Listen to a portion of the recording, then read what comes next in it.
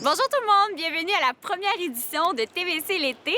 À la fin de l'émission, Christo vient nous parler d'une activité qu'on peut faire dans la Matapédia tout l'été. Distillerie Métis vient nous parler de leur gin et je m'entretiens avec la charmante matapédienne Céline Raymond. Avant, on va à l'actualité matapédienne. J'ai parlé un peu plus tôt dans la semaine avec la députée fédérale Christina Michaud et le député provincial Pascal Bérubé.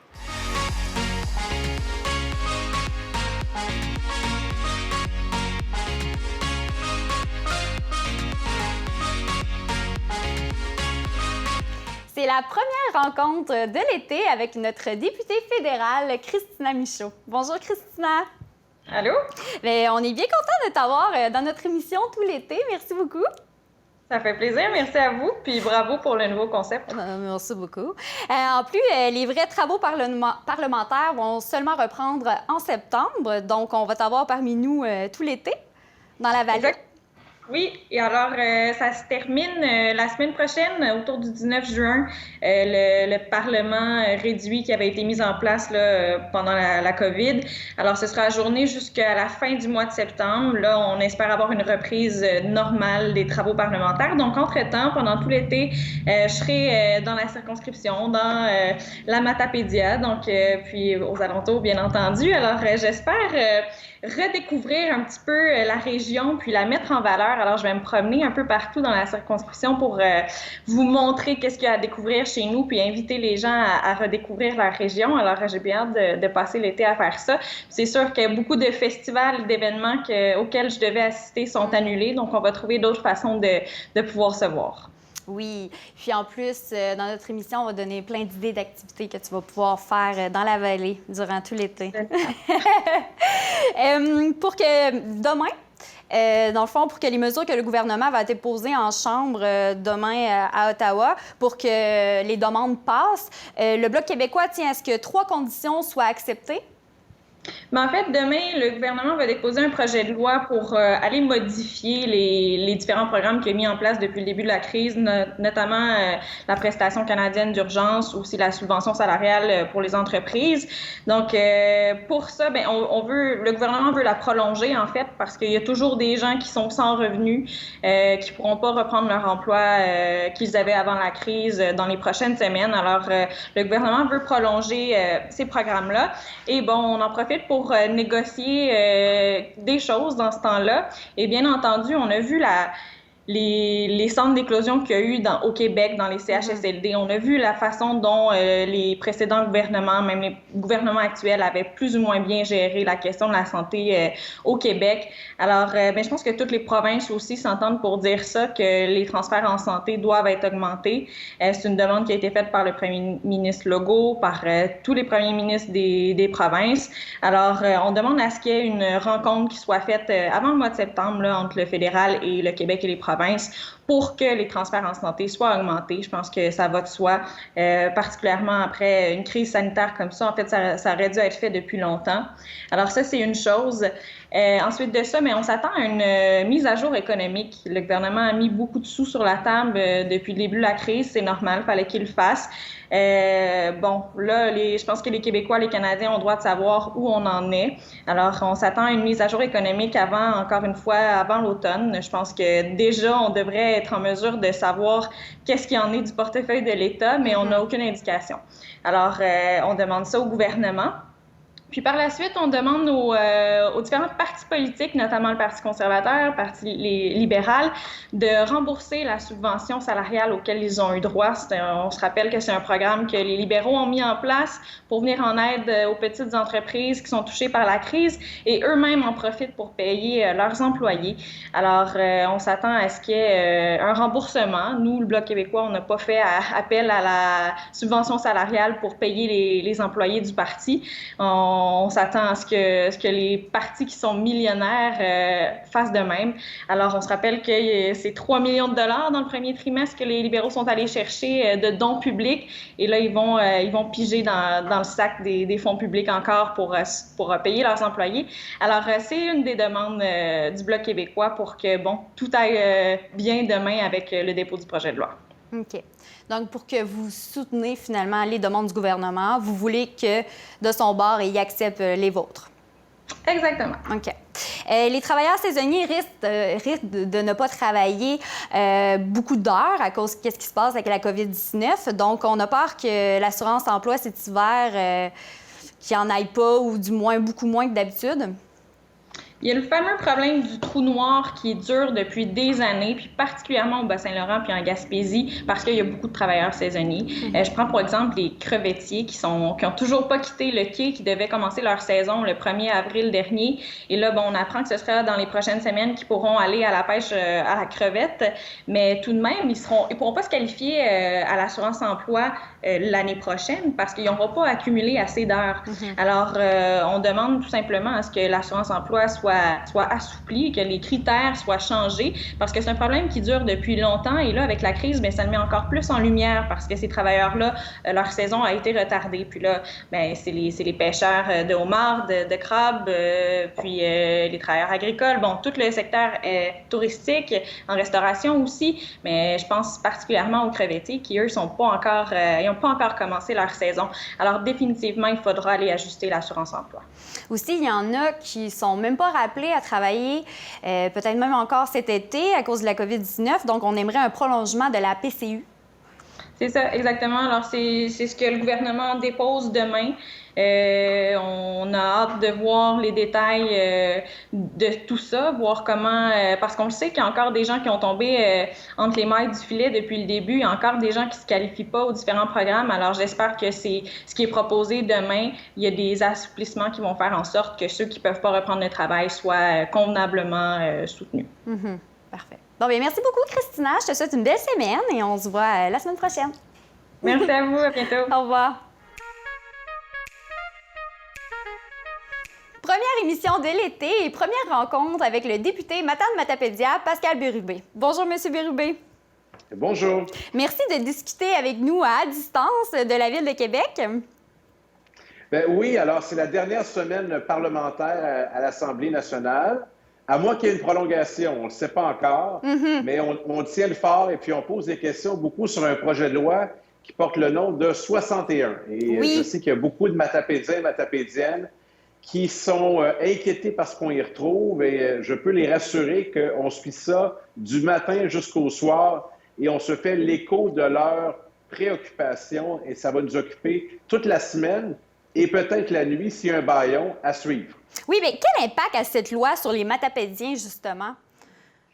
Bien, c'est assez considérable. C'est-à-dire que le gouvernement du Québec profite du contexte de la pandémie pour dire, écoutez, ça nous prend un plan de relance économique. Et puis, on est d'accord avec ça. Donc, il a choisi 202 projets au Québec qui avaient déjà été annoncés. Il ne rajoute pas du financement. Il va seulement accélérer la réalisation des projets. Et pour ce faire, il va éliminer un certain nombre de contraintes, selon lui. Donc, tout ce qui est évaluation environnementale, capacité d'exproprier sans recours, impunité des élus, urgence sanitaire qui pourrait se prolonger pendant 2 ans.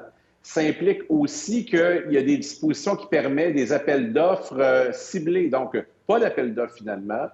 Et le comité de suivi de la commission Charbonneau nous a dit que c'était l'autoroute pour retourner dans la collusion et la corruption. Ils nous ont dit ça. Alors, si le gouvernement du Québec fait tout ça, c'est sans commune mesure depuis l'histoire moderne du Québec.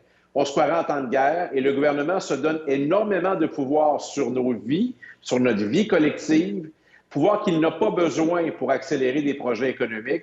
S'il suffisait de lui démontrer qu'il peut agir davantage, moi j'ai un ensemble de projets dans la Matapédia qu'avec la volonté politique, on pourrait régler sans même aucune loi.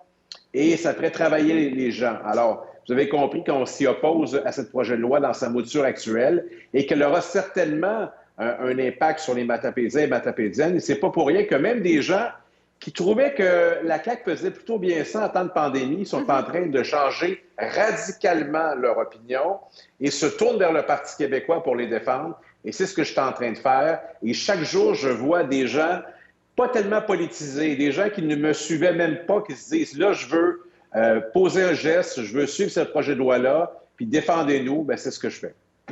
Oui, parce qu'on a entendu beaucoup parler un peu partout de la loi 61. Ça brasse présentement. Puis, bonne nouvelle aussi pour les restaurants, pour le domaine de la restauration. Les restaurants dans la région vont ouvrir le 15 juin prochain. C'est exact. Le 15 juin, c'est le retour des restaurants. Ce n'était pas prématuré. Je l'ai souvent parlé des pertes financières importantes. Donc, les restaurants vont réouvrir avec beaucoup de normes pour respecter les règles sanitaires. Il y a encore un ensemble d'établissements qui sont en attente de savoir quand ils vont pouvoir réouvrir. C'est le cas des bars, c'est le cas des gymnases, c'est le cas des cours de conduite, des cours de moto. Et il y a d'autres secteurs là, qu'on m'évoque régulièrement où là, ça tarde. On dirait que c'est des secteurs qui ont été oubliés. On continue de les plaider. Mais pour les restaurants, c'est majeur. Pour les campings aussi, on pense au camping d'Amqui notamment et à d'autres.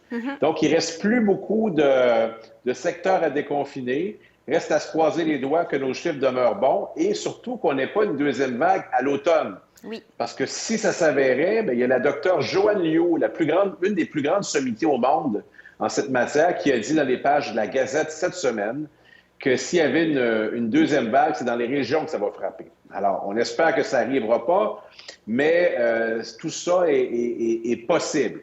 En attendant, on va essayer d'avoir le meilleur été possible avec le tourisme qu'on pourra avoir, les gens qui veulent venir chez nous. Et contrairement à ce que croit le premier ministre du Québec, on va accueillir les gens correctement parce qu'on est des gens à la fois accueillants et responsables. Ce qui me permet de vous dire que j'aurai une invitation très spéciale à lui faire ce vendredi, qui, j'espère, il acceptera. Alors, je vous invite à me suivre là-dessus au cours des prochains jours. Parfait. Bien oui, on parlait que ça déconfinait. Il reste plus beaucoup de secteurs à déconfiner. Puis justement, ça m'amène à vous parler de l'échange corsé que vous avez eu avec le premier ministre, qui vous disait que vous a traité d'antitouriste.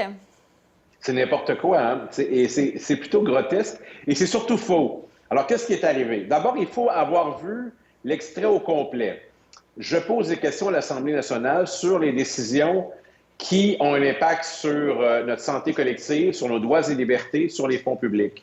Je pose la question de la distinction entre une décision qui relève de la santé publique et une qui relève de la politique. Et je sens que ça agace énormément le gouvernement du Québec parce que si on découvrait que ce qui devait être une décision de santé publique est une décision politique, je pense que le gouvernement aurait des comptes à rendre. Alors, première question que je pose au plan national, pour les écoles de Montréal, on apprend que le directeur de la santé publique, lui, est en accord, mais que c'est le gouvernement qui a décidé de ne pas les ouvrir, pas avant l'automne en tout cas. Mais ce n'est pas ce qu'on nous a dit dans la conférence de presse. Alors là, ça commençait à agacer le premier ministre. Deuxième question, on réalise que pour la levée des barrages routiers, à peu près tous les experts nous ont dit que ça relevait sur aucune donnée probante, aucune modélisation. Donc, c'est une décision politique. On peut être pour ou contre, mais il faut le savoir. Et là, le premier ministre n'a pas aimé ça.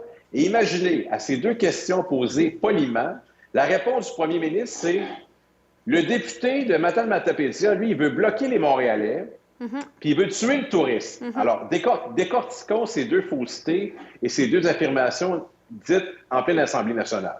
D'abord, ça ne lui ressemble pas. Ça ressemble beaucoup à du Jean Charest dans le style, je l'ai dit. Bloquer les Montréalais, non.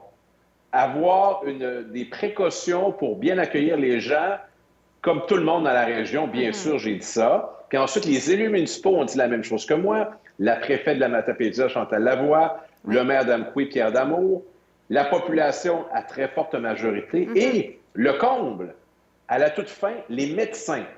Le Conseil des médecins du Bas-Saint-Laurent, unanimement, a dit c'est très risqué, puis nous, on veut bloquer. Alors, ils sont allés encore plus loin que nous.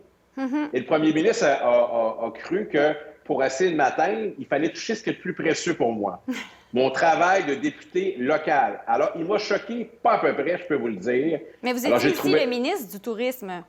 J'ai été le ministre du Tourisme, puis depuis que je suis député de Matane-Matapédia, je suis un ardent promoteur du tourisme. Encore récemment, je plaidais pour les jardins de Métis, pour de l'aide financière pour les restaurants, pour les hôtels, pour les infrastructures.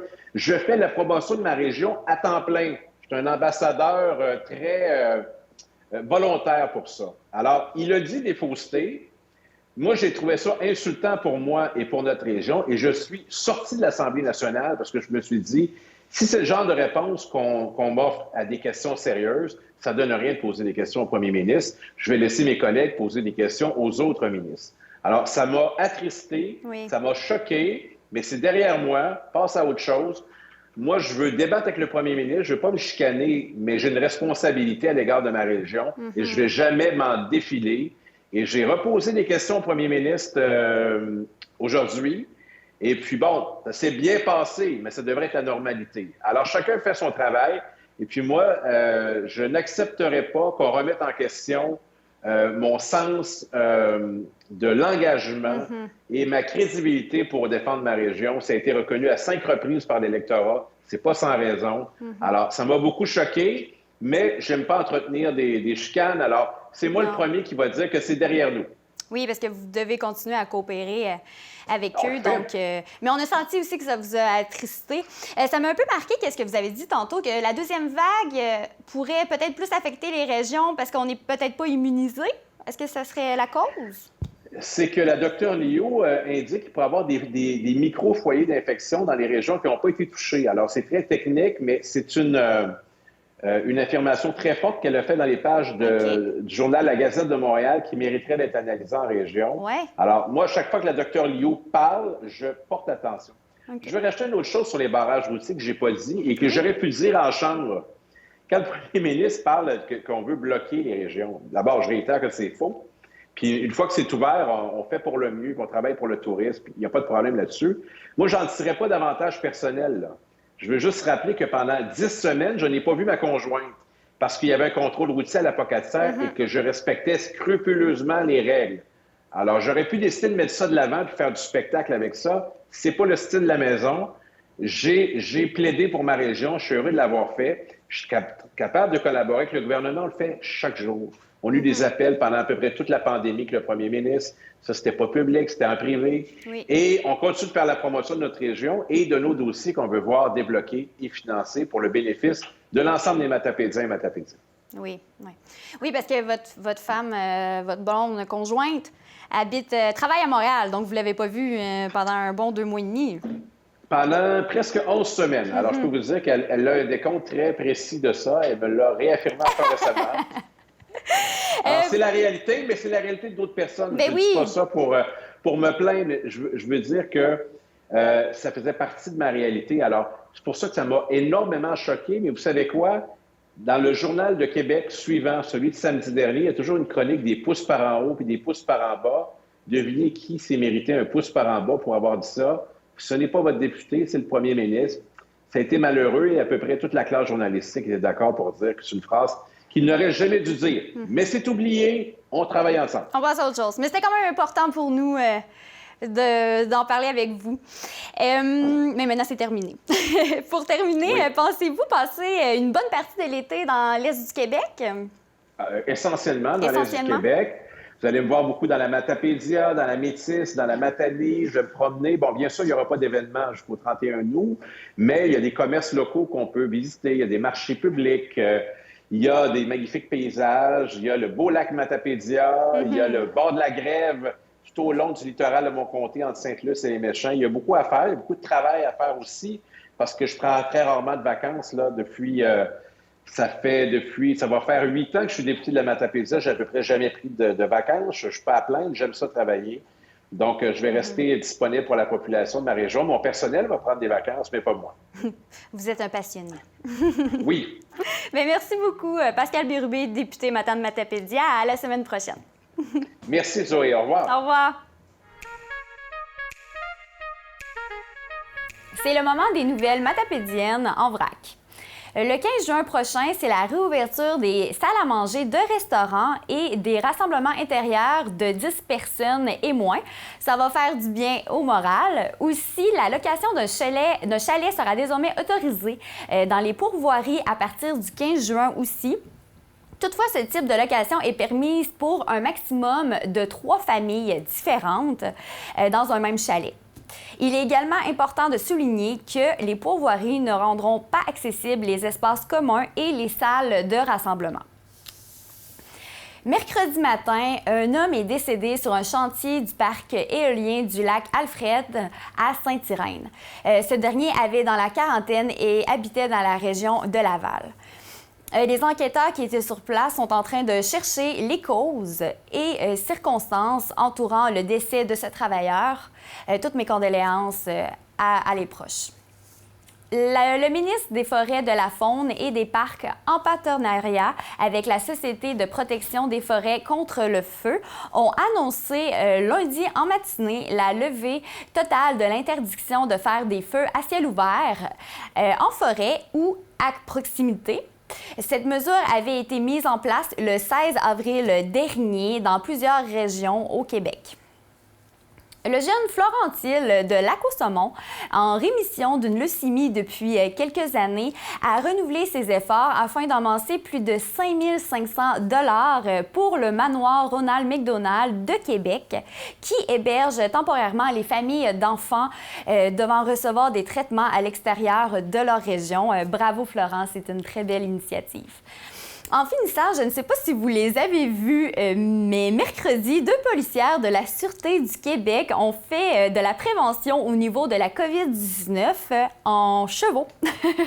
Dans la ville d'Amqui, elles ont aussi effectué des opérations policières au niveau du Code de la sécurité routière. Alors, c'est terminé pour les segments de nouvelles matapédiennes. Et après la pause, je m'entretiens avec une matapédienne que je suis sûre que vous connaissez et qui a beaucoup donné dans la vallée. Son nom, c'est Céline Raymond.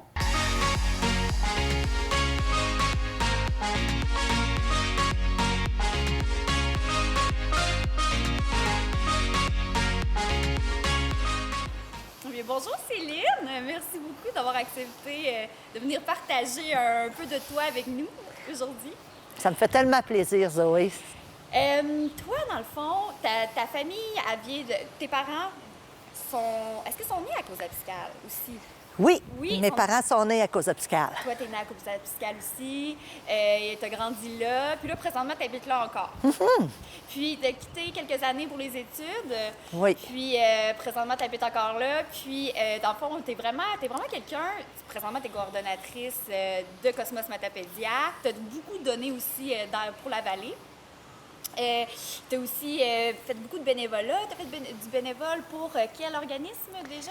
Alors, j'ai fait du bénévolat pour, entre autres, Centraide Bas-Saint-Laurent. Oui. J'ai fait du bénévolat au Centre Éclosion. J'ai ouvert le Centre Éclosion. Je vais vous en reparler tout à l'heure. Le bénévolat, c'est ma vie. Je fais partie de l'AJC à Causa-Piscale, l'Association Jeunesse Causa-Piscale, la TVC, oui, Alliance TVC. 9000. Oui. Et là, il faut que je me break parce que c'est assez, là, les implications, j'essaie de doser, mais c'est en moi. Oui, mais tu as un côté aussi très entrepreneur, on dirait. Tu sais, tu as beaucoup commencé des projets dans la vallée. Aussi, tes parents, c'est des commerçants. Oui. Puis tu me disais un peu plus tôt, l'autre jour, quand on a fait notre entrevue, que tes parents, il y avait comme une deuxième année, je pense. Oui. Puis... Mais mon père avait une deuxième année. Okay. Puis, je me souviens très bien, il a toujours été comme un entrepreneur vendeur. Il vendait des produits râlés qu'on appelait. Je me promenais avec quand j'avais 7 ans. C'est moi qui écrivais ses commandes puis qui comptais. Par la suite, papa est devenu un plomberie chauffage. Il a appris tout seul. Il y a une deuxième année. Ma mère, quand j'avais 8 ans, elle a ouvert son dépanneur dans notre salon de notre maison. Et pendant 30 ans, elle a eu un dépanneur. On a eu un agrandissement.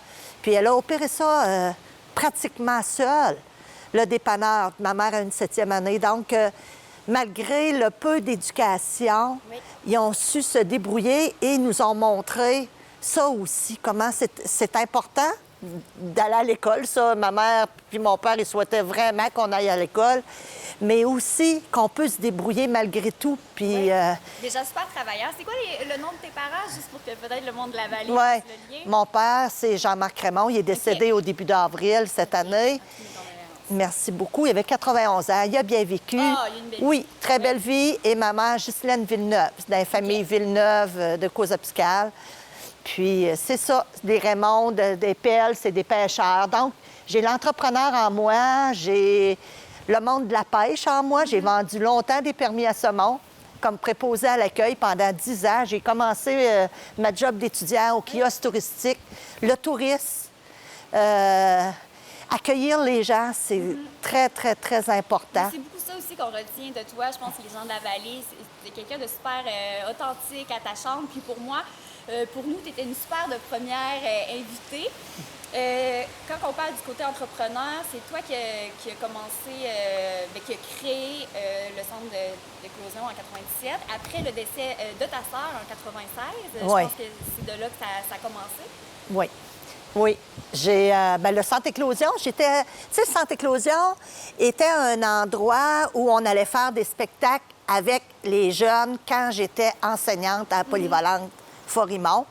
Mais c'était pas un milieu de vie à ce moment-là. Et Jean-Guy Gendron, qui est un frère, un frère qui avait ouvert le centre éclosion pour faire des spectacles le soir, est parti ouvrir le village des Sources à Sainte-Blandine. Et là, il m'a dit, Céline, il faut absolument qu'il y ait quelque chose pour les gens, puis on ne peut pas lâcher ça.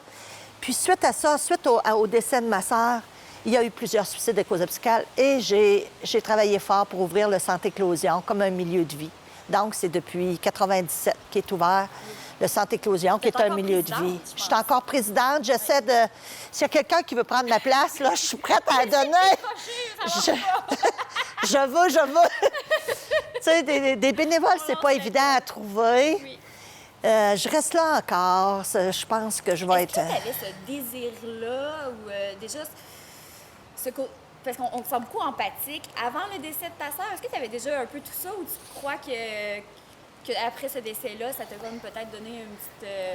Écoute, je me suis toujours sentie interpellée par la souffrance des gens. OK. Par la... C'était naturel. Ça, c'est naturel. Depuis que je suis petite, je vais aider les gens dans ma... Je me souviens, quand j'étais petite, à l'école, je défendais les gens qui avaient des besoins ou qui étaient intimidés. Ça, j'ai toujours fait ça toute ma vie. Mais disons que, comme enseignante, tu sais, j'ai été enseignante 14 ans de temps et j'ai enseigné l'anglais langue seconde. Enseignante, j'ai vu plein de jeunes, j'adorais ça, c'était au secondaire. Puis moi, les ados, là, je les aimais, là, tu sais, au bout. Et quand Sonia est décédée, en 96, je me suis dit, ça se pourrait que la personne qui a tué ma sœur, elle faisait partie des... Elle était sur les bancs d'école un jour. Ben oui. Tout le monde va à l'école. Ça a été un enfant comme... Oui. Et là, je me suis dit, qu'est-ce qu'on peut faire? Ça n'a pas d'allure. Ça se peut pas que quelqu'un qui tue une personne, qui assassine comme ça, puisse être né un tueur, que c'était prévu dans sa vie qu'il ferait ça. Qu'est-ce qui est arrivé? Et c'est ce qui fait... Tu as commencé aussi, tu as fait une maîtrise. Oui, de là, j'ai retourné à l'école à temps partiel. J'ai toujours retourné à l'école comme à temps partiel. Hein? Moi, j'arrêtais l'école, je recommençais. Je faisais ça sur le coin de la table les fins de semaine. Là, j'ai travaillé à temps plein. Mais oui, j'ai retourné faire une maîtrise pour savoir qu'est-ce qui peut amener quelqu'un. Je me disais, c'est la souffrance. C'est c'est ce que tu as vécu dans ta vie. Parce qu'on est finalement... Qu'est-ce que tu as compris? C'est on n'est pas tueur. Non, pour moi, non. C'est impossible. Voyons donc, la maman qui a son petit bébé dans ses bras, elle se dit pas, bien, c'est sûr qu'il va tuer quelqu'un. Tu sais, ça se peut pas. Tu sais, à moins que tu viennes d'un autre pays ou que ça, c'est très ancré. Je ne sais pas, mais j'ai de la misère à... Non. Ouais. Non, un enfant, c'est pur. Oui. Un enfant, c'est pur. Alors, c'est un peu ça qui m'a amené à dire, premièrement, j'avais besoin de thérapie aussi. Fait que lire beaucoup, chercher...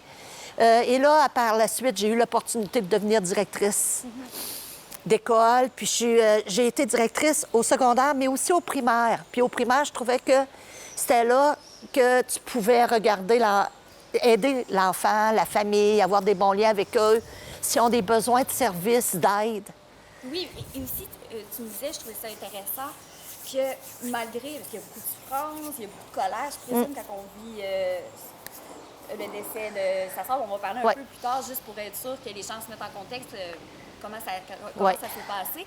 Mais aussi, toi, tu pensais aussi à la famille de la personne qui a tué ta sœur. Oui, parce que je me disais, il faut penser que nous, c'est ma sœur qui est partie. Oui. Mais quand on pense à la famille de l'assassin, eux, ils n'ont pas... c'est pas un rêve, là, d'avoir un frère, d'avoir un enfant. Tu sais, c'est des dommages collatéraux à tous les points, dans les familles, pour tout le monde. Et ça j'ai réalisé ça beaucoup par après. Je te dirais pas la première année, mais par après, là, ça a été beaucoup... Ça me faisait de la peine pour eux. Mais oui, c'est sûr. C'était comme... tu sais, t'étais stigmatisé, là. Nous, c'était... Ben, c'est ma soeur qui est décédée, qui s'est fait assassiner, tandis que eux, c'est des familles qui sont connues. C'est en Gaspésie. Puis eux, c'est stigmatisé, là. Tu sais, ah oui, eux autres, c'est lui qui a tué, tu sais, c'est le mononcle de tel qui a tué. Tu sais, triste. Oui, puis vous avez dû aussi les voir durant le procès, les procès? Sais-tu, je te l'ai pas dit, hein, mais on les a pas vus. Ah oui? On les a pas vus durant le procès. Parce que moi, j'ai assisté au procès. J'ai toujours été au procès tout le temps. Et durant les 5 semaines du procès. Puis, Ah oui. non, il Peut-être n'était la pas honte. là. Je le sais pas. Culpabilité. Mais écoute, je sais pas c'était quoi. Mais je crois pas que c'était facile pour eux. Ben, Je ne crois pas que c'était facile. Vraiment pas. Donc, pour mettre en contexte, en 96, qu'est décédée votre soeur, Ouais. elle allait te voir, toi et ta famille, les enfants, Elle, à ve- Maria. elle venait me retrouver à Carleton, au camping. Carleton, au camping. À Carleton, oui. À Carleton, au camping. J'étais là avec ma famille, mes enfants, mon conjoint de l'époque. On était là en camping. Puis Sonia était assez... Elle avait un nouveau conjoint depuis 6 mois. Elle était tellement heureuse avec Marco Normando. C'était l'amour de sa vie. Puis, dans cette fin de semaine-là, lui, il résidait, bien, ses parents résidaient à Maria. Ils avaient un mariage le samedi. Donc, elle était arrivée le vendredi, il y avait eu une soirée pré-mariage. Le samedi, elle était venue me porter des effets comme des chaises de camping et tout. Puis on avait jasé, puis elle était pressée à se retourner parce qu'elle avait dit à Marco, bien, je vais revenir vers 3 heures. Mais elle n'est pas revenue vers 3 heures. Donc, elle a été assassinée à 3 heures, vers 3 heures, le 27 juillet 96. Elle était sur le bord de l'eau. Sur le bord de la Elle mer, aimait oui. C'est ça, elle aimait, comme que vous m'avez dit, elle aimait le soleil et tout, elle Ouais. était sur le bord de l'eau. Puis la personne qui l'a assassinée est venue lui parler. Oui, il est venu lui parler, puis il a décidé de l'assassiner. Il a Donc- décidé de l'assassiner, c'est comme ça. Vous l'avez su durant la nuit? Comment ça a pris tard avant que... À 5 heures le soir, Marco, il cherchait ma sœur, puis il est venu me trouver au camping. Puis je lui ai dit, c'est sûr qu'elle est sur la plage. Elle a tombé sans connaissance parce que Sonia, des fois, elle faisait des baisses de pression. Donc, moi, c'était clair qu'elle était sur le bord de l'eau. J'aime tellement le soleil. Elle est sur le bord de l'eau, elle vient de me quitter, tu sais. Ça se peut pas, Marco. Et en descendant, en allant de Carleton à Maria, on a vu une filée de chars. Et là, on savait qu'il y avait quelque chose. On savait qu'il y avait quelque On chose. le sent, pas nous. Est-ce qu'on le sent? Ah oui, on le sent. On le sent. Quand je suis arrivée, il y avait un auto de police. Je me suis mis à courir. J'ai rentré. Il a dit, « Qui vous êtes, madame? » Je suis la sœur à Sonia Raymond. Rentré. Marco était à côté de moi dans l'auto de police. Puis je savais qu'elle était décédée. J'ai dit, dites-le moi, je sais qu'elle est morte. C'était clair. Il y avait... Puis là, j'en parle. C'était une intuition. Il a dit oui, le policier. Et j'ai regardé en haut dans les airs. Et ce que j'ai vu, vous savez, c'était... Puis, tu sais, c'était sur le bord de la mer, là. C'était comme un genre de quai, là, sur le bord de la route 132. J'ai regardé en haut dans les airs, dans le ciel, et il y avait un arc-en-ciel. L'arc-en-ciel, on en parle maintenant, mais nous, l'arc-en-ciel, pour nous, c'était l'espoir, la lumière. Et je lui ai dit, va-t'en, reste pas ici. Puis on ne savait pas de quoi qu'elle était morte, là. On savait juste qu'elle était partie. Va-t'en.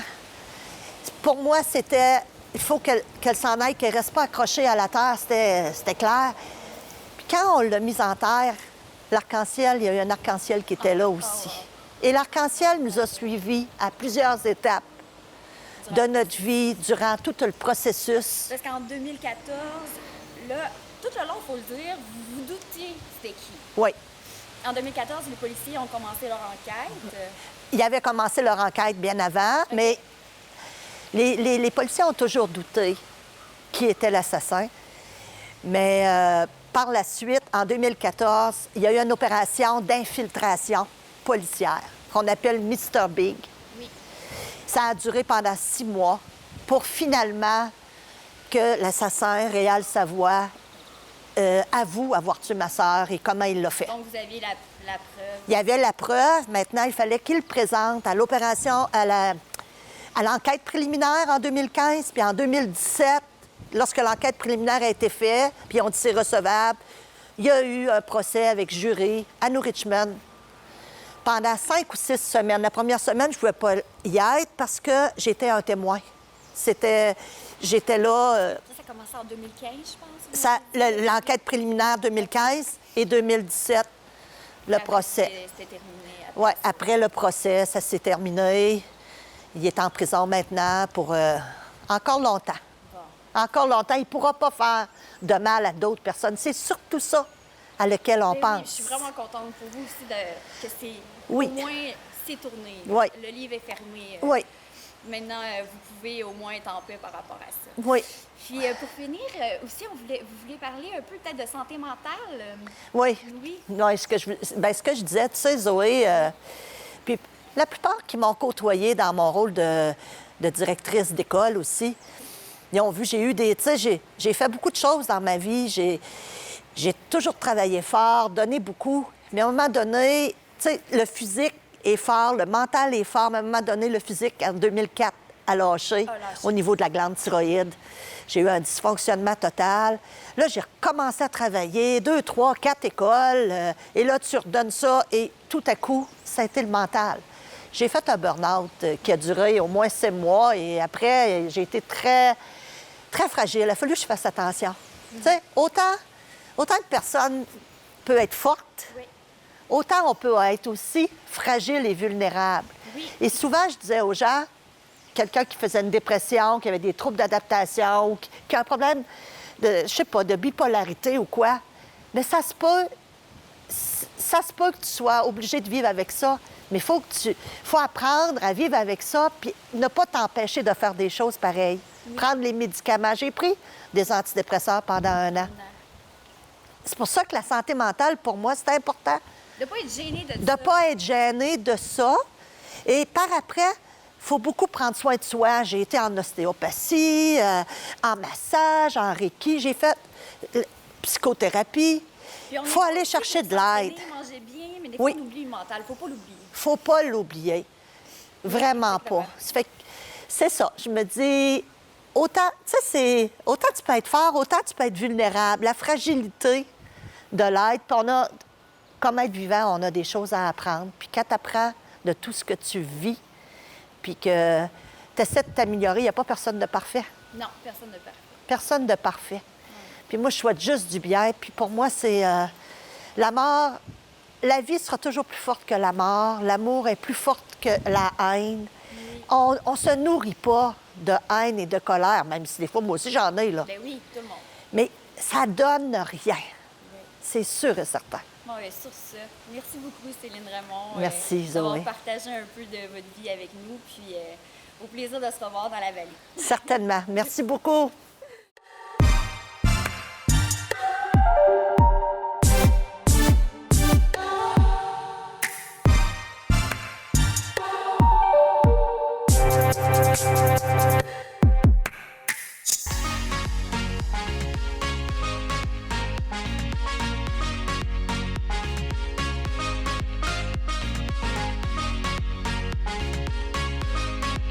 Notre producteur de la région cette semaine, c'est la distillerie Métis qui est située à Montjoly. Bonjour, c'est Yann Lévesque, le copropriétaire de distillerie Métis. Bonjour, vous êtes copropriétaire avec David Soucy. Oui, c'est bien ça, David vous êtes Soucy. 2? On est 2, oui, deux aventureux. Ça va lancer dans la distillerie. Puis, dans le fond, l'idée a mûri, je pense, comme en 2016, de faire un gin. En 2016, on a vraiment mûri l'idée de se lancer en distillerie, donc faire la distillation. Bien que le gin est bien démarqué, ça commençait avec une recette de rhum. Okay. En 2016, c'est David qui m'a sorti quelque chose de hyper intéressant. On faisait de la bière ensemble, on s'amusait à produire. On avait ça un petit peu dans la tête, de se partir de quelque chose là, de produit local, peut-être dans la bière ou dans les spiritueux. Et quand j'ai goûté à ce qu'il y avait concocté, ça a fait... il faut faire quelque chose avec ça. Fait que c'est vraiment en 2016, ça a germé à ce moment-là. Puis là, toutes les démarches, tous les efforts se sont faits par la suite pour créer cette distillerie-là. et incorporer le gin là, à travers tous les méandres du monde de la distillation. OK. Puis à partir de quelle année que le gin est en vente? Donc là, en 2016, on se décide, on part, on fait toutes les démarches, le financement, tout le bout un petit peu plus plate que de créer des produits. Et en même temps, on a commencé des discussions avec les jardins de métis. Donc, les jardins de métis, on voyait, on voulait faire un gin. On parlait de rhum pour l'idée, la première idée. Mais il y avait une mode au gin. On sentait que les Québécois commençaient vraiment à apprécier ce produit-là. Oui, on sent beaucoup que le gin est très populaire ces temps-ci. de plus Surtout en au plus. Québec, là, on commence vraiment à se connaître. En 3 ans, on est devenus les consommateurs de gin, les plus grands consommateurs de gin au Canada. Avant ça, on était en milieu de peloton. Fait que les Québécois ont su apprécier ce qui se faisait au Québec. Puis l'avantage d'avoir une diversité de gin au Québec, c'est ça, c'est que tout le monde va avoir sa saveur, tout le monde va être capable de trouver le goût qui l'intéresse. Oui, parce qu'il y en a, c'est ça, il y en a comme vous. Votre gin est fait d'ingrédients locaux, je crois. Mais l'ingrédient qui va venir parfumer, si on veut, le gin de façon... de la plus belle façon, de la plus grande façon, c'est vraiment le pain montagnard des jardins de métis. Okay. Donc, qu'on appelle le pain Mugo. Donc, comme je disais tantôt, la collaboration avec les jardins de métis a commencé lorsqu'on démarchait la distillerie. Et on voulait faire vraiment quelque chose, justement, une belle expression locale. Les jardins sont à 8 km de la distillerie. Fait qu'on parle avec leur maître d'hôtel, on parle avec leur chef cuisinier pour justement identifier le produit des jardins qui serait comme, tu sais, le côté exclusif. On peut pas trouver ça ailleurs. Non. Quelque chose qui est très, très, très savoureux. Eux faisaient déjà de la cuisine avec le pain Mugo. Okay. On a fait des tests, puis ça a fait bingo, on s'enligne vers un gin fait avec un pain Mugo. Tu sais, le côté aussi boréal, le côté un peu résineux, tout fait en finesse, c'est comme ancré dans nos gènes au c'est Québec. chez nous, oui. C'est pour ça qu'on s'est vraiment lancé dans cette lignée-là, puis écoute, on le regrette pas, vraiment Vous avez pas. gagné des prix, si je me trompe pas? Ben oui. Un prix à New York? Un prix à New York. Première chose, c'est que première batch de gin qu'on fait au mois de mai 2019. Donc, on a construit la distillerie pendant tout l'hiver 2019. On va avoir pignon sur rue l'été passé. On fait notre premier lot. Moi et David, on se regarde. On dit, on a-tu bien fait de laisser nos jobs là pour faire du gin? Fait que, regarde, on va le savoir. On l'envoie à New York dans une compétition internationale. Puis on va se faire comparer au monde. Puis au moment donné, on va recevoir le résultat. Puis on va dire soit bingo ou on retourne à notre table à dessin. Un peu comme une audition, finalement. Est-ce que ça va passer ou pas au conseil? Exactement. Est-ce qu'on est de calibre ou pas? Oui. Ou est-ce qu'on se fait des idées? Pour s'orienter. Fait qu'on a ouvert officiellement le 20 juillet de l'année passée. Fait que là, on voyait que les gens aimaient le gin. Ça se vendait bien. Les gens dégustaient à la distillerie parce que vu qu'on a pignon sur rue à Montjoly, vraiment au carrefour giratoire. Là. On arrive en Gaspésie touristique. Les gens comprennent des fois pas la différence entre le Bas-Saint-Laurent, administratif, Gaspésie, touristique. Ah, mais non, c'est ça. Comme nous, au niveau touristique, on est les portes de la Gaspésie, Amqui, même pas au niveau administratif. Fait que là, on commence avec ça, parce que là, il faut mettre un petit peu un peu mettre la table. Il faut leur dire que là, vous allez passer pas à Sayabec, vous allez passer à Sébec, pas à Anqui, ça va s'appeler Amqui. Fait que là, on fait la petite éducation.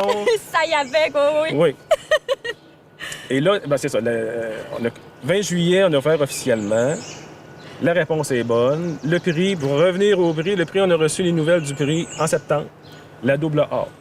Double A, je dis ça rapidement, c'est qu'il y a un panel de juges. Eux, ils pointent. Ils font du pointage. Selon le pointage, tu finis or, argent, bronze. Et lorsque l'unanimité des juges font en sorte que tu es de niveau A, ils descendent une double A. On était un gin japonais qui a gagné le double A, un gin brésilien et un gin de la région. Wow, bravo! On était vraiment contents. C'est une belle tape dans le dos, ça. Ça fait OK, on pousse, on continue, puis on... Bon, ben là, moi, je suis prête. Oh. Je veux goûter à ça. Je te laisse décrire... ça va être un cocktail estival, hein? Estival et simple. Bon et simple. Oui. Parce que les premières choses que les gens rentrent dans la distillerie, souvent, là, le gin commence. Il commence à être populaire. Les gens ne sont pas habitués au gin. Je sers ça comment? Si je suis pas... Oui, le shaker, je suis pas très bon. Ça tombe bien, moi non plus. Ah, puis des fois, on n'a pas les outils, le matériel. À chacun son métier. Moi, je suis distillateur, non pas mixologue. Et comment je le bois à la maison, c'est simple. Gin tonic. Je sais sûr que je vais privilégier le 1642. Le 1642, pourquoi? C'est québécois, c'est fait à Montréal. C'est pas trop élevé en sucre, ça laisse beaucoup de place au gin. Puis l'effet tonique est pas trop intense. L'autre chose encore là, simple, et qui sera pas... Parce que c'est pas tout le monde qui aime le tonic. Le petit côté amer du tonic, c'est pas tout le monde qui va l'aimer. Mais j'ai une petite recette au jus de pamplemousse. Jus de pamplemousse, un peu de club soda. Ça fait de la magie. Je pamplemousse, en plus, ça peut vraiment été. Moi, Et j'adore le pamplemousse. ça va avoir un petit penchant aussi du tonic parce que tu as le côté un peu amer du pamplemousse, mais pas la même amertume que le tonic. Fait que tout le monde j'en ai pour tous les goûts à ce niveau-là. Puis qu'est-ce que je dis aux gens? Le gin Mugo, c'est un gin qui est vraiment qui est tout en finesse. Tu sais, le côté résineux, il goûte pas l'épinette, là. Le pain Mugo, c'est doux, c'est fin. On veut pas l'enterrer avec 1001 ingrédients. Non, c'est fun de goûter l'alcool, quand même. On veut goûter le goût du gin. Oui. C'est sûr qu'à Noël, j'ai fait un beau punch à la gang, puis il y avait bien des fruits, bien du stock. Ils ont adoré ça. Mais là, qu'est-ce que je vous présente? C'est vraiment cet été, comment on va le servir. Parfait. Je vous laisse aller. Fait qu'on va faire 2 toniques et 2 pamplemousses. Puis après ça, écoute, s'il y a des gens qui veulent se gâter, ils se gâteront. Un petit... Puis là, il manque le soleil, mais c'est pas grave. C'est pas grave. Ah, on l'a dans notre cœur. On l'a dans notre cœur. Écoute, nous autres, à la distillerie, si vous... En passant, on peut venir visiter la distillerie. On est toujours on est ouvert au public. Là, les visites sont interrompues à cause que vous savez quoi. Mais nous, on a placé le lambic vraiment bien en vue, dans une vitrine à l'avant. OK. Fait que les gens peuvent venir soit acheter le produit ou juste poser des questions. Puis on est capable d'expliquer le processus de par la boutique. OK. Parce que l'alambic est bien en vue. OK, parfait. Fait qu'on est capable d'expliquer le processus quand même. Fait que Donc, la on visite... peut se procurer le gin chez vous, à Oui. Montjoly, sur la rue Gaspé, si je me trompe pas. L'avenue de la Gaspésie, écoute, on est le deuxième voisin du bureau touristique, la LATR de la Gaspésie, donc le gros bureau touristique à Montjoly. Deuxième voisin, super facile à trouver. Puis aussi dans les SAQ. Vous êtes là? SAQ, oui, puis de plus en plus on est là. On est rendu à peu près à 170 SAQ de disponibles sur les 400. On continue à avancer. On n'est pas beaucoup présent sur l'île de Montréal. Là, on s'attaque plus à l'île de Montréal. On s'attaque aux Montréalais. Ça fait pas longtemps que vous être là non plus, là, avec votre gin. On est apparu dans les SAQ régionales en septembre. OK. Et en plus, en ville, on a commencé peut-être plus vers octobre, si on veut. OK. Puis ça a monté tranquillement. Donc ça, c'est... Je mets en décoration de l'argousier, de la baie d'argousier qui fait partie aussi de la recette du gin. Et la beauté de la chose, c'est de l'argousier d'Amqui. Wow! Parle-moi de ça. Donc, oui, parce qu'il y a vraiment le cultivar. Amqui, le producteur, c'est René Pelletier. Il y a vraiment le cultivar qu'on recherchait, les arômes qu'on voulait. Écoute, c'est de toute beauté. Ça amène une petite touche, une robe au gin, puis une petite touche sucrée. Et ça fait beaucoup partie de l'équilibre.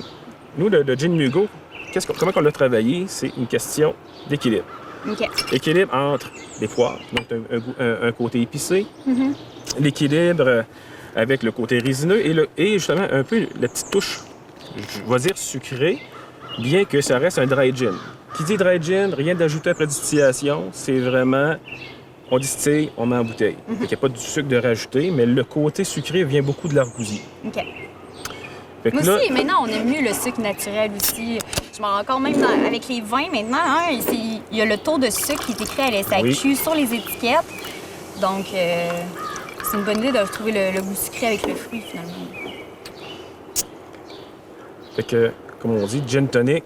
Un bon tonic, ça prend juste ça. Ça prend juste un bon tonic. On en met un petit peu plus que 50-50. Ça dépend des gens. La petite blanche, ça. Puis bon, on va agrémenter ça quand même d'une petite lime. Les petits décos, on aime ça. C'est ça. Fait que, une petite lime. Un petit citron. Bon. Fait que là, on a eu le temps de parler. J'ai eu le temps de préparer 4 verres, tout simplement. Fait que vous imaginez-vous sur votre patio. Il fait soleil, il fait chaud, c'est rafraîchissant. Super de bel apéro. Oui, certainement. Pour finir, accompagnement? Est-ce qu'il y a certains accompagnements qu'on Écoute, préfère? le gin Mugo, encore là, je le répète, je sais pas pourquoi je l'aime, ce gin-là. Accompagnement, écoute, en apéro, on aime bien ça manger des charcuteries des fois, Oui. saucissons, justement. Il y a Très même bon apéro. bientôt, vous allez voir peut-être un saucisson au gin Mugo sortir, en plus. Ah oui? Fait qu'en apéro, tout ce qui est... il y a du gravlax aussi qui se fait avec du gin Mugo, donc gravlax de saumon avec le gin, un saucisson. Au Gaspésiana, ils font un gravlax avec le gin Mugo vraiment écœurant. Écœurant. Par la suite, ce gin-là, ça prête aussi bien à la cuisine. Donc, faire de la cuisine, on fait du gravlax avec, mais écoute, faire flamber des fraises avec du gin, poivre rose. Tu fais un petit caramel avec ça, tu mets ça sur la crème glacée, c'est écœurant. Parfait. Il y a tout le volet aussi pétanque flambé. Il y a vraiment de la belle cuisine qui peut se faire avec ce gin-là. Parfait. Bon, ben je suis prête à... Est-ce que c'est terminé? Oui, c'est Ouais. c'est tout. Parfait. Les Donc- pamplemousses ici, je pense que t'as Ouais, moi, je suis très pamplemousse. Donc, j'y vais. Allez-y. Distanciation sociale. Oui, moi, attention. J'ai mon gauge, là, du 2 mètres. Là, maintenant. Bon, ben merci beaucoup. On Fait que est, santé. on est vraiment contents d'entamer la saison avec vous. Vous êtes notre premier producteur. Ça fait un énorme plaisir. Puis moi, à toutes les fois qu'on me demande de venir parler du produit, mais écoute, ça me fait... C'est ça. C'est dur de dire non. Et même si de ce temps-ci, on est en pleine production, ça fait un petit peu bizarre, là, mais en pleine production d'antiseptiques à main, on est capable de quand même produire notre gin en parallèle. Mais au moins, grâce à cette partie-là, on réussit à aider nos entreprises à redémarrer. Là, Oui, parce que... présentement. ben avant, on va faire un petit gin. Je vais goûter. Moi, je vais le regoûter, pour être sûr qu'il est correct. Ah oui, c'est pas trop sucré, c'est vraiment frais. J'adore. Moi, quand Ouais. c'est trop sucré, Et j'aime voilà. pas ça. On est habitué d'avoir des cocktails souvent qui sont très, très présents en sucre. Des fois, de se sentir un petit peu allégé, quelque chose de tout doux. Et Et voilà. pour finir, j'allais oublier Oui. votre désinfectant. Oui. Avec le COVID, comme tout le monde, vous êtes reviré de bord, on va dire. Vous avez fait du désinfectant à main. Oui, on a reçu un courriel de Santé Canada nous invitant à en faire pour aider, si on veut, nos concitoyens à se désinfecter les mains et à combattre le virus. Après, je vous dirais, sûr qu'on a eu le go 3 jours après, on embouteillait nos premières bouteilles de désinfectant. Et nous autres, on s'est donné comme un peu un devoir moral de le faire. On voyait les commerces fermés autour de nous autres. Nous autres, on continuait à produire du gin. On s'entend que c'est des services essentiels. Le temps que la SAQ était ouverte, on avait le droit de produire. Fait qu'on continuait de produire. C'est vrai que des fois, le gin, c'est essentiel en période plus morose. Ça permet de passer à d'autres choses. Et c'est ça, depuis ce temps-là, on pensait faire juste une petite batch pour aider les gens à repartir. Puis on en fait encore, ça va faire 6 semaines. Wow. Mais non, mais ça a vraiment marché, les désinfectants. Vous n'êtes pas les seuls à, je pense, au niveau de l'alcool, du commerce de l'alcool, Oui, que là- ça a marché. Oui, puis là, heureux. Là, qu'est-ce qu'il faut faire attention, c'est que présentement, il y a toutes sortes d'alcools qui se font mettre dans ces désinfectants-là. Ça sent pas toujours bon, nous au moins, ça sent rien. Non, mais vous, c'est vraiment léger. On le sent pas, c'est pas fort. Là. Des fois, effectivement, on a l'impression qu'on a mis de l'alcool fort Non, dans le c'est- désinfectant. Il y a toutes sortes d'états. En tout cas, même là, il y a eu des rappels dernièrement de certaines compagnies qui n'ont pas suivi les règles. OK. Nous, on les a Mais suivis vous, à la oui. lettre. Parfait. Et- Bon, ben Yann Lévesque, merci beaucoup. Ben, merci à toi. Votre gin Merci à est vous autres. excellent, puis je vous le conseille fortement à la maison.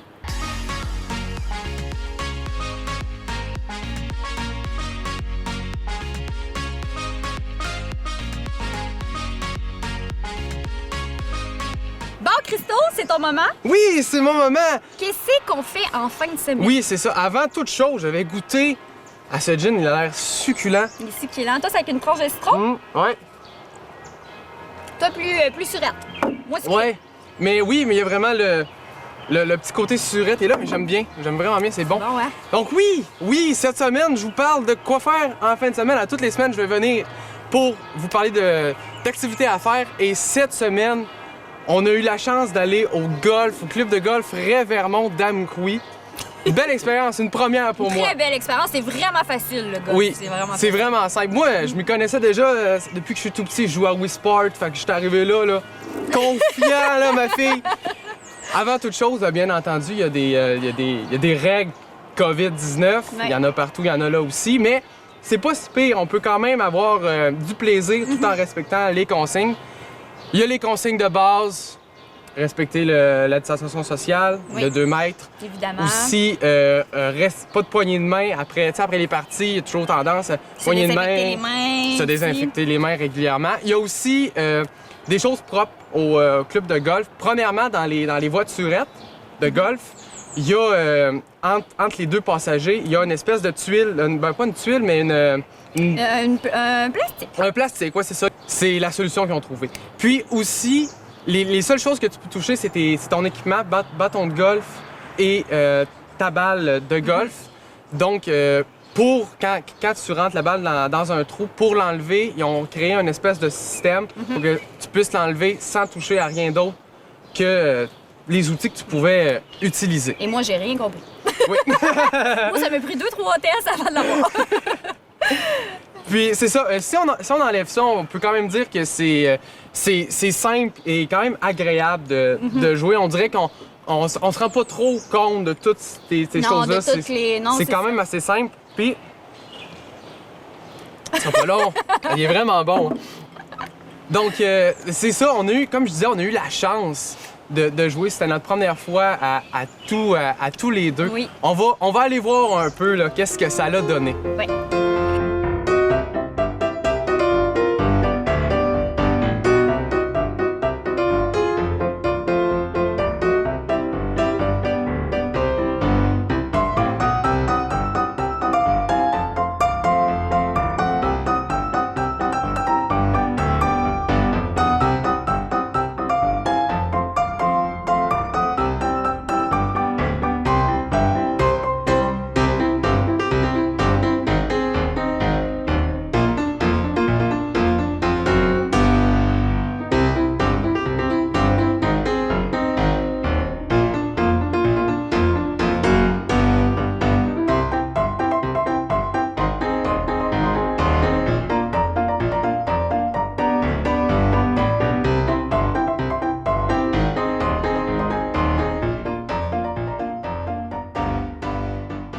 Moi, là, je vais t'avouer, ce que j'ai préféré, c'est pas tant soigner des balles, c'est de conduire les voiturettes de golf. Moi aussi. On a tellement eu de fun.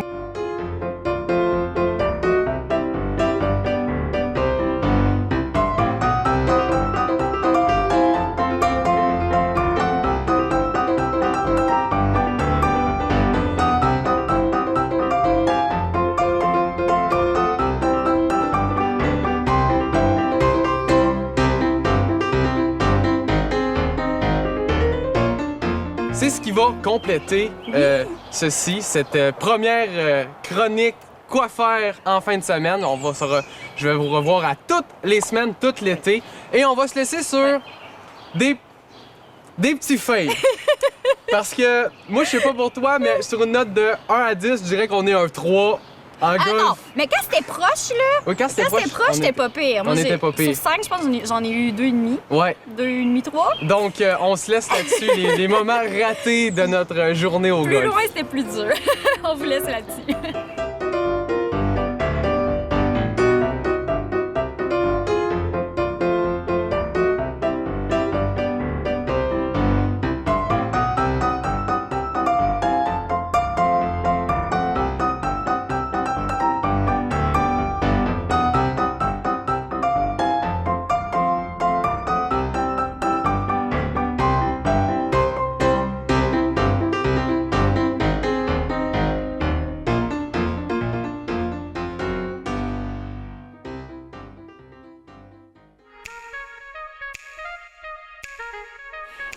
C'est ce qui termine notre première édition de TVC l'été.